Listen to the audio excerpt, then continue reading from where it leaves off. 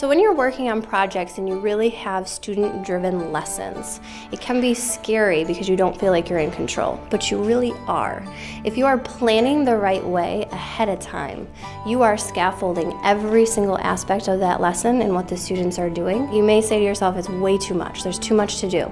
But that hard work in the beginning allows it to be completely student-driven, and they know that this is their education and that I'm here to support them. I'm not here to tell them what they need to know.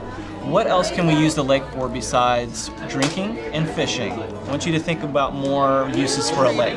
Keep thinking. Think about the lakes in our community. What kinds of things do we use our lakes for? So it's not about just giving kids a worksheet that the teacher has created to complete. It's about introducing the topic in a way that will build curiosity.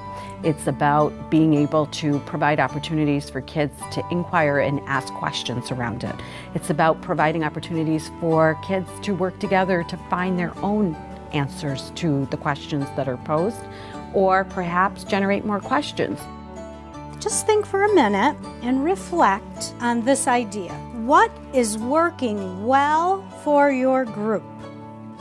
Teachers need to be very conscious of building in opportunities for reflection, because that's the thing that's very easy to forget. Whether it's setting aside the last 3 minutes, whether there are benchmarks, and when you finish a particular part of the project, you stop and you reflect on what you've learned so far. Some teachers use a class whiteboard, and as things are learned, she stops the class and said, let's all gather around for a minute, let's talk about the things we've learned, let's reflect on this learning so far.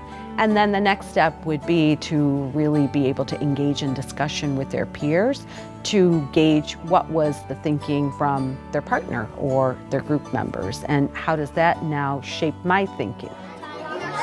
We're really proud to hear how well you're working together.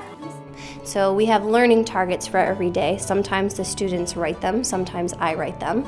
And I like to have them track themselves on that learning target, either throughout the lesson or throughout the week if it's a longer learning target.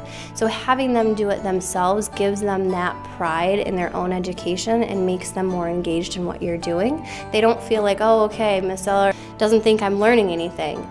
I know that I'm learning something because I'm the one tracking my own learning.